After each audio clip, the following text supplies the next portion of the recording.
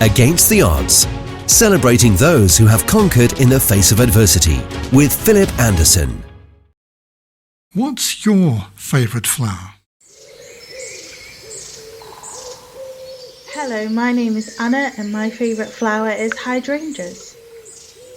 Hi, my name is Alison Dunlop and my favourite flower is a peony. Hello, my name's Jessica. My favourite flower is the sunflower. And there'll be more of your favourite flower recordings later in the podcast. Hello, this is Philip Anderson, broadcasting from the Against the Odds studios in Newcastle-under-Lyme. A very warm welcome to this next episode in a series of podcasts, Surviving ME, with my guest, Dr. Rebecca Williams-Dimsdale. Today, Sunflower Joy, Growing for Therapy. There is something so utterly liberating about having fingers in soil and putting something so minuscule and then seeing the possibilities of it. And to see bulbs that you can put in the earth and they go through all that darkness and endurance and freezing weather, and they come up, the snowdrops come, the frailest, the most beautiful, the most resilient, and they come at the hardest time of life. Against the Odds, celebrating those who have conquered in the face of adversity, with Philip Anderson.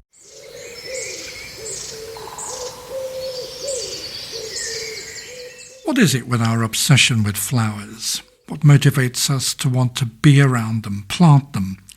Well, for all sorts of reasons, I suppose. It's possible you may just want to introduce a splash of colour to an already colourless garden or home, or you enjoy being outdoors, at one with nature. Or in the case of my guest, Dr. Rebecca Williams-Dimsdale, you enjoy planting for therapeutic reasons. Well, it stands to reason, according to some botanists, plants comprise healing powers that are known to have cured people of various physical illnesses. So logic would dictate that they may also comprise components that can help improve a person's mental health. Well, according to a study of American florists, it found that being around flowers can improve mood, reduce stress levels, and improve mental health, and have far-reaching benefits for those living with long-term chronic illnesses as well, as in the case of my guest. Now, Dr. Rebecca, you've been planting sunflowers for over 20 years now. It's something you started doing at the height of your fight against the debilitating symptoms of myalgic encephalomyelitis, a condition with which you've been living now for over 30 years.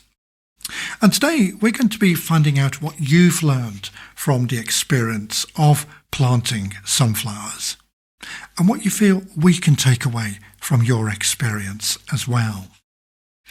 But just going back to sunflowers, I've learned that they are meant to be easy to plant. And at this point I can hear people screaming at their smart speakers saying, I disagree.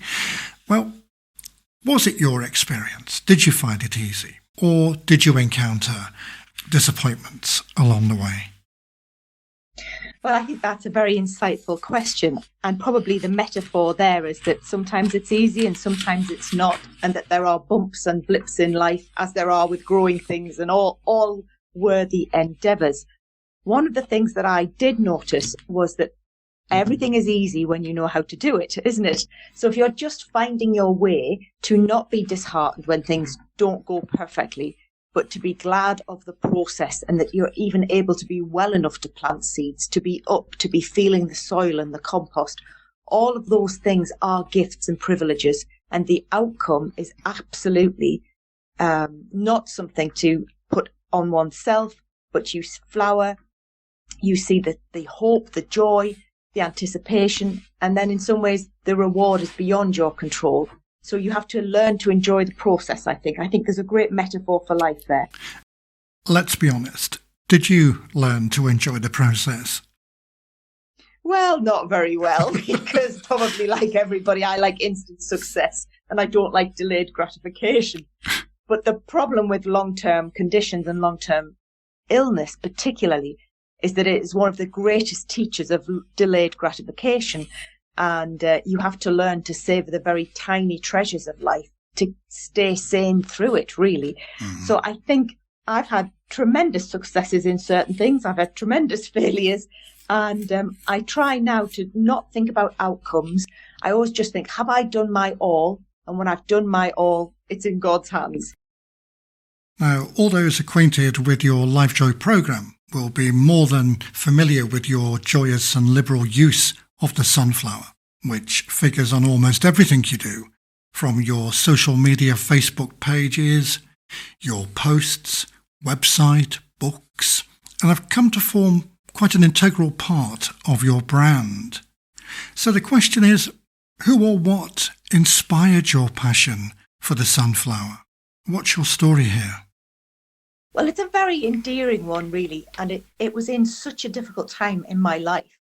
And I had glandular fever at 17. I got severe ME. All of life was slowed and stopped, and I was very unwell for a very long time. And what happens when your life is paused through a situation that's imposed upon you, a great restriction and great struggle and suffering, is that your friends are vital to you and your family and your loved ones. But they also, at that age, are moving on. So all my friends, quite frankly, they weren't overtaking me. They were lapping me. They finished their A-levels, they'd got their degrees, they'd got their careers, they were getting their husbands and their wives and their partners and their children. And, I was still stuck. Somebody had pressed pause on me at 17 and a half. And, it took me years. I had a very long adolescence in that way.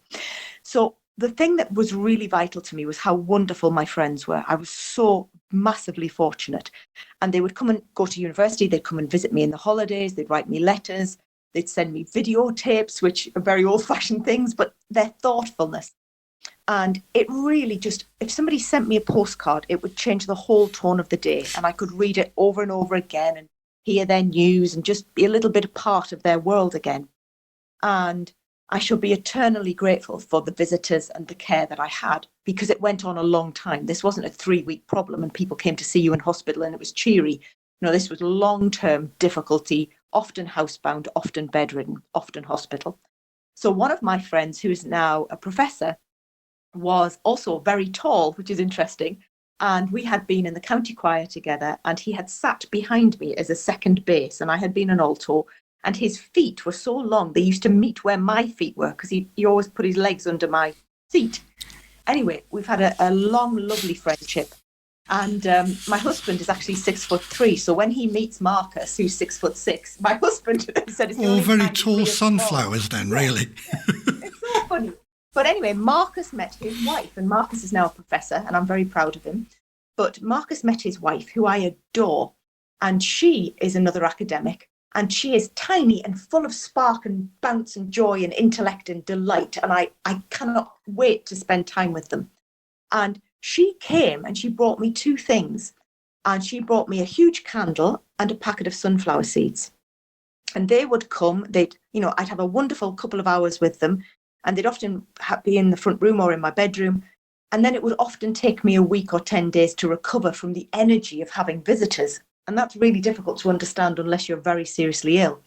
So they would go back to their lives and their big careers and their big adventures and travels, and I'd still be in the bedroom. But Sudax left me with those seeds, and I planted them as soon as I could. I mean, it was weeks and weeks later. They didn't grow very well, but there was just something in me. And then I just got addicted to seeds, really. And several years later, I was fortunate to have a greenhouse, and it was something that I could do that wasn't heavy gardening, but it was growing. And I gave away millions of plants. And I'd go somewhere and my mum would say, "We're going to visit somebody. Have you got something I can take them?" And I nearly always had a stack of things that were easy to grow, and people were always pleased with them. So the fact that my friend, who had this high-flying career, didn't forget me, came back with seeds. And it was my friend's wife. I had hardly met her, but I was thrilled that he'd found her. And the fact that there was just that thoughtfulness, and she just gave me a little hug, and she said, "This might be a bit of something you could manage." And I remember thinking that was just so profoundly thoughtful. So all of this, every social media post, every bit of website, every book cover, all of those things are because one person who hardly knew me was kind to me. And that's where it starts, really. Oh, what a compelling and endearing story. And it just goes to show, all too often, the big differences come from the small things in life. It's apparent you enjoy being in the garden and surrounded by flowers and enjoying feeling the soil against your fingers. Do you come from a line of gardeners? Is gardening in your blood? I do, and I've been very fortunate to have gardening available to me, and I take that as a great privilege. My grandmother was an ardent gardener, and my parents were, whilst they were well enough to do it. And there is something so utterly liberating about having fingers in soil and putting something so minuscule and then seeing the possibilities of it. And to see bulbs that you can put in the earth, and they go through all that darkness and endurance and freezing weather, and they come up, the snowdrops come, the frailest, the most beautiful, the most resilient, and they come at the hardest time of life. So I took great resolve and inspiration from what a tiny bulb can do. And in some ways, if you think about all of us, we're all different kinds of bulbs, but we're all trying to do the same thing. We're trying to seek the light and bloom a little bit. From acorns, mighty oak trees are formed? Absolutely. I love that analogy. You just got to realise it will take time and there will be gales. Agree, and I think it's the experience that enables us to weather the storms. Exactly. And we can look at past evidence of what we've endured and we can think, well, that felt like it would never end. But somehow we got through. Somehow we made it through those storms and turmoils. And once you have a little bit of that within you, it takes out some of the worry and the sting of the future, and it allows you to live really deeply in the current moment. And I call it future casting with my coaching clients, that they say this will happen and then this will happen and I can't, and what if? And I said to them, hang on, you're writing a future that hasn't happened yet. You're seeing the worst case scenario. What if we pull that right back to today and just plant the seed, water it, put it in the right place, the right conditions, and see what can come. And it's amazing what the right conditions and some good work can generate. Against the Odds. Celebrating those who have conquered in the face of adversity. With Philip Anderson. Now, I'm no expert when it comes to sunflowers. In fact, I was always scared of them as a child. I think it was their weighty pods and sheer enormity that I found the most intimidating. So, when the topic of sunflower came up for this podcast, I must confess to being a little out of my depth. Research was required. Transpired, I found the facts more intimidating than I did the sunflower. There are over 70 varieties of sunflower, ranging from miniatures to giants. Tall sunflowers can grow up to 15 feet, while miniatures 2 to 3 feet, although the tallest recorded sunflower was over 30 feet. 30 feet 1 inch to be precise, courtesy of a Hans-Peter Schaefer, and I'm sure our German listeners will correct me on the pronunciation of that, which made it into the Guinness Book of Records. So, Rebecca, when it comes to sunflower variety, which do you prefer, the giants or the miniatures? I like the really tall ones. I can't disguise that. The funny thing about it is, though, that I have tried the smaller ones, but I haven't done very well with them. But I've been given them and I've bought them for people. Right. But there's something really glorious about the boldness of that height. And when I was a little girl, I was always the tallest in my class, or certainly one of them. And I was effusive and probably a bit too loud and a bit too impetuous. But that was not cherished. So I felt that if I were smaller, I would be more acceptable. And now I talk to my clients about owning their space in which they're given and inhabit, and that their head is up, their chin is up, and that they're perfectly legitimate in being proud of their height, or whatever height they are. So I think there's something about having your head up and seeking the light that just draws me back and back and back to just seeing them, and the colour and the vibrancy and the audacious joy of being up there, looking for what we can do and being part of something bigger. So I use metaphor and analogy all the time, but they keep feeding my soul, and that filters out in the books and the coaching, I think. I love the analogies and metaphor you use there. That whole idea of owning one's space, I find rather impressive. And I think that's important for us all, that we're all individuals and we all have our right on the planet, and therefore it should be right and proper that we own our own space. Now, I know you've said you've worked with one or two of the smaller variety of sunflower. Which of these have you tried? The Double Dandy, Elf, Firecracker, Little Pom-Pom, and the Sunbright Supreme. I certainly think I've done 3 of those. I've done Dandy, I've done Firecracker, and I've done Bright. I shall explore the others. The business of a firecracker, oh my goodness, even the name sounded joyous. There was something invigorating about it, and the blaze of glory from that, the colour of it. But ironically, I've probably given away more sunflower seeds. I've probably given away tens of thousands of seeds over the years. Yes, you sent me a lovely pack. Did I? You did, for one of your events, yes. Oh, I'd forgotten about that. I'm so pleased. I think there's just something so lovely about the potential in that tiny little gift. As my health improved, I worked for 10 years as a Christian celebrant. So I have taken nearly 1,000 loving funeral services.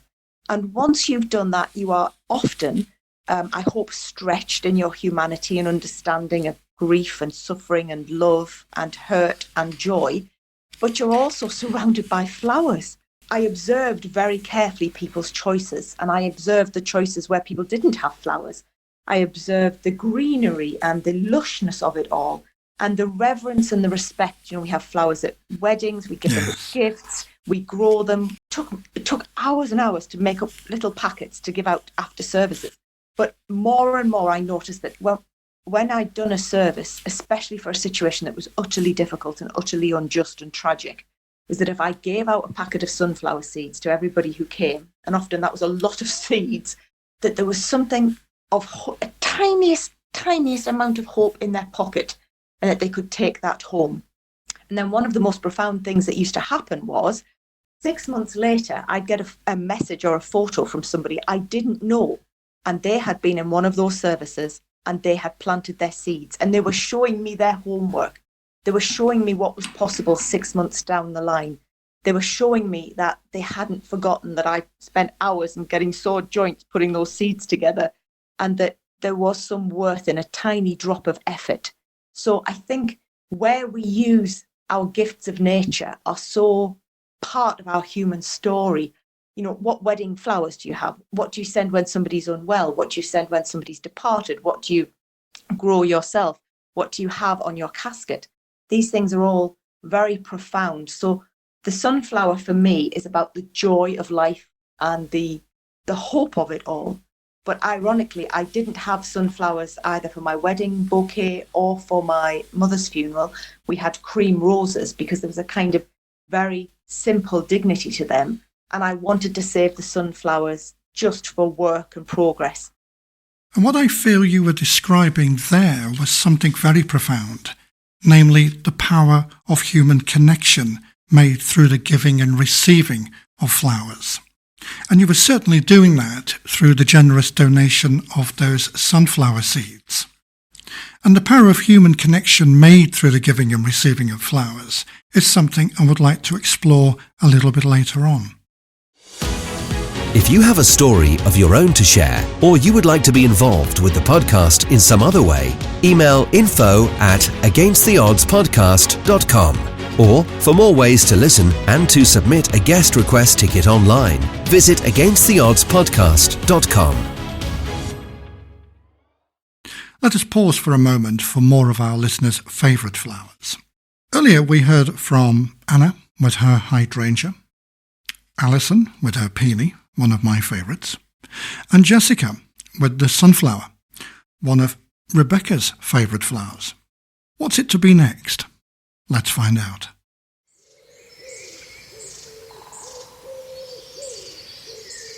My name is Patricia Houghton, and my favourite flower is the snowdrop, which flowers at the harshest time of year, symbolising hope.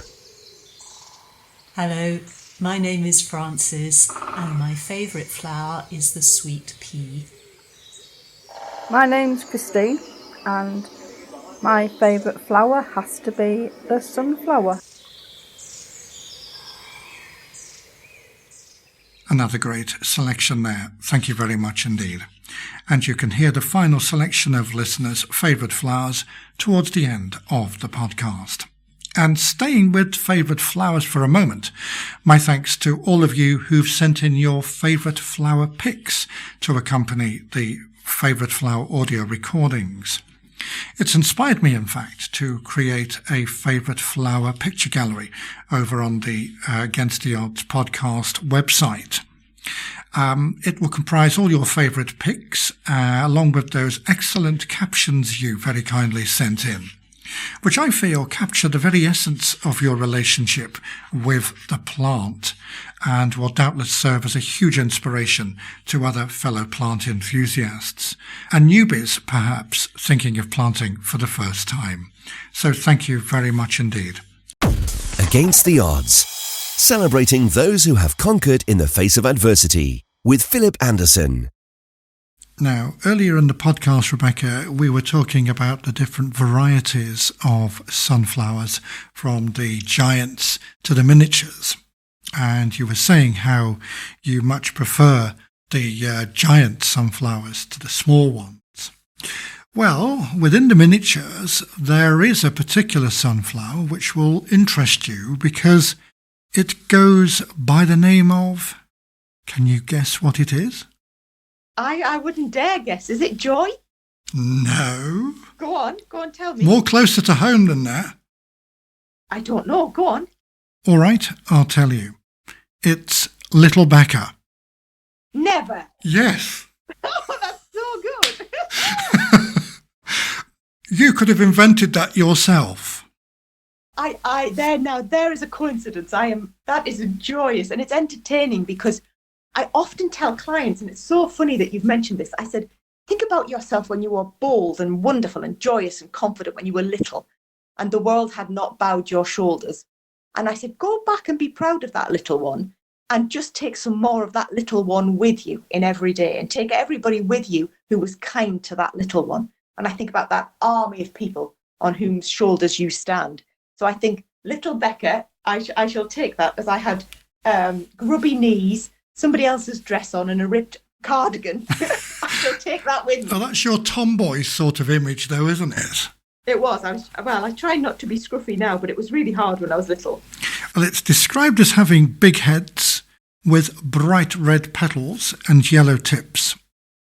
And again, this is an interesting phrase. And it's known as a cut flower powerhouse. Oh, now that is such a good description. I'm not too keen on the big head, but I like a powerhouse. And here's another amazing little miracle of our conversations, is that I often say to people, when you put intelligence, integrity and industriousness together, you become a powerhouse of goodness. And I think a powerhouse of goodness, wherever we can be, even if it's courage in your suffering, even if it's endurance in difficulties, that is what makes the world just a bit better. Be a powerhouse of goodness. Be a vigilante for it. Now, earlier in the podcast, Rebecca, we touched on the power of human connections made through the receiving of those sunflower seeds way back 20 years ago, when you were at the height of your fight against ME. And what a transformation those seeds had on you and your life. Little did you know at the time it would be an integral part of your Life Joy program today. And it got me wondering whether there had been any occasions where great human connections through the giving and receiving of flowers this time have been made in your life that you can share with us. Yes, I mean, I've had some profound moments, 2 or 3 about when I was at the peak of illness, probably when I was about 20. And I had so many flowers, we literally could hardly move through our hallway, and bouquets and boxes. And I think people thought I'd had it, really. There were moments of generosity there, and from people who didn't have much money had still tried. Yes. And two things that had happened, particularly through funerals, ironically, was that the day my mother died, the person we know who has least money and has the hardest life was the first person who sent us some flowers. And I was so heartbroken that they spent the money on the flowers, but I was also so appreciative of their dignity and their generosity. And it was humbling. And really the other moments I've had so many where I've seen people go and look at funeral bouquets, pick a flower out and give it to somebody. And I think there are moments that we carry our loved ones forward with those tiny gestures. And I've also had people, give me a part of that, which was, savoured their goodness so much. But I used to say at the start of every service, I used to say that we cherish the blessings and the lessons of our loved ones' lives and we carry them forward. So I think even if it's a symbol of a flower or a seed or whatever these things are, there's always great metaphor for how do I cope, who am I, what can I give, and how can I just leave my bit of sunflower impression on the world. And in reflecting on the 20 years you've spent working with sunflowers, planting and sharing seeds, etc., what would you say you've learned from the experience? What has it taught you? Well, I thought a lot about this, about the sunflower and how the images of it are used both in my life and work, because it's so profoundly, I think, identified with me amongst my people now. And I didn't know whether to have the seaside or the lighthouse or the lifeboat or the beach. I have a great love of the sea. But the core point of a sunflower was that it was essentially accessible to almost everybody, whereas not everybody can get to the sea. And I think ultimately what it shows me is that they are tall, they are golden, they seek the light, and occasionally they need support. But sometimes if you see a sunflower in a field of sunflowers, and for me this is the most profound part, they're doing their part, they're holding themselves up, they're seeking the light, but there is great support amongst the other flowers for them. And if there were ever a metaphor for our goodness and our endurance, I think that's it. So that's why I loved it. I talk a lot to clients about, somebody's being the lifeboat for you, or you're the lifeboat, or be the lighthouse in this situation, or know that there are rough seas. But I think the analogy of the sunflower is probably the most helpful to me. And you've been described as the earth angel, which could be the queen amongst sunflowers. Well, that's a very kind and unexpected statement. I don't know about that, but I think there's a reality is that we are angels for one another. We are one another's answered prayers.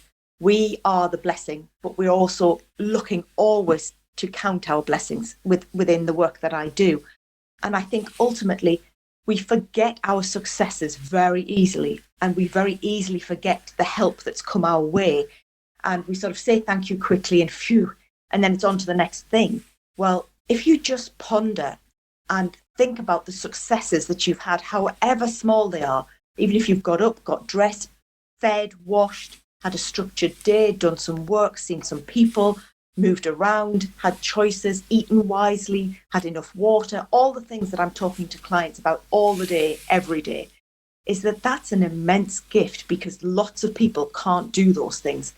And as soon as you start seeing wherever your functioning level is as a privilege, you're suddenly much more capable, much more powerful, and much more peaceful. I'm always thinking about peace of mind and peace of body. But really, I think that starts from peace from the soul. And that starts from appreciation that we're very fortunate to be here. And if things are difficult, we ask ourselves the question, what can I do to make it a bit less bad? Rebecca, thank you so much for coming in and sharing your story with us today. I've learned a great deal from your experience, and I'm sure listeners will say the same. Thank you so much. If you'd like more information on today's programme, just head over to the againsttheoddspodcast.com website, or wherever it is you happen to consume your media, where you'll also find further information on how you can contact the programme and request to be a guest. And just before we go, we do have time to squeeze in the final set of your favourite flower recordings. My thanks to all of you who have contributed to this show. Whatever it is you're doing, do it safely. Until next time, bye-bye. Hello, my name is Fliss and my favourite flower is the daisy. Hello, my name's Wendy and my favourite flower is the daffodil. Hi, my name's Rach. My favourite flowers are orchids, particularly the miniature ones.